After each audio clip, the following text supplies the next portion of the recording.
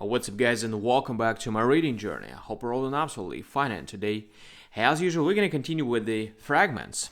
All right, and today we're gonna have, I would say, 5 more of them. Let's get started with the 11th. From the Discourses of Arrian, Exhorting to Virtue.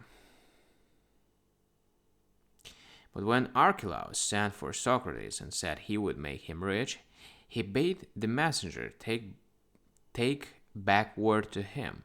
At Athens, one can buy 4 quarts of barley meal for a noble, and there are running springs of water. For if what I have is not sufficient for me, yet I am sufficient for it, and so it is sufficient for me. Do you not see that Polus did not act Oedipus the king is in better voice or with greater pleasure than he acted Oedipus the poor beggar at Colonus? What is this? Is the good man and true to show himself inferior to Polus instead of playing any part well that Providence puts upon him? Will he not rather make Odysseus his pattern, who was just as remarkable in his rags as in his rich cloak of purple? The 12th. From Arrian.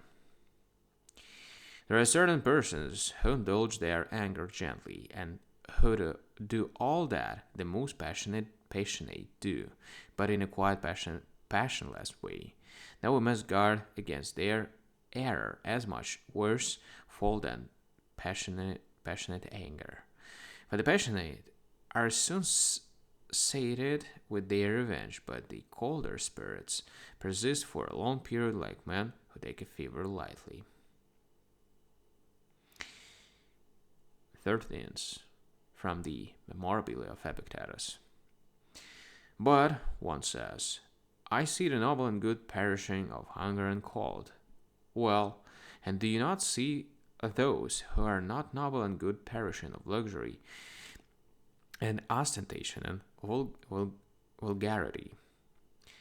Yes, but it is base to be maintained by another. Miserable man, is there any one that maintains himself? Only the universe does that. The man who accuses Providence because the wicked are not punished, but are strong and rich, is acting just as absurdly as if, when they had lost their eyes, he said that they had not been punished because their nails were sound. For my part, I hold that there is a much greater difference between virtue and vice than between eyes and nails. The 14th. From the Memorabilia of Epictetus, once again. Bringing forward the peevish philosophers who hold that pleasure is not natural, but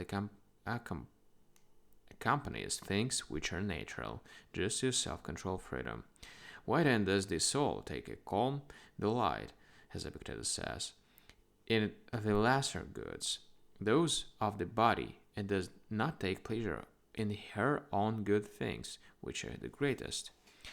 I tell you that nature has given me a sense of self-respect, and I often blush when I think I'm saying something shameful. It is this emotion which prevents me from regarding pleasure as a good thing and as the end of life. From the same. In Rome, women make a study of Plato's Republic because he enacts community of wives, for they only attend to the man's words and not to his spirit, not noticing that he does not first enact the marriage of one man and one woman, and then wish wives to be common, but removes the first kind of marriage and introduces another kind in its place. And in general, men are fond of finding justification for their own faults, for philosophy says that one ought not even to hold out one's finger at random. Right, guys. So, we're gonna continue as usual, but tomorrow. So, thank you for joining me in this video. Gonna see you tomorrow. Bye.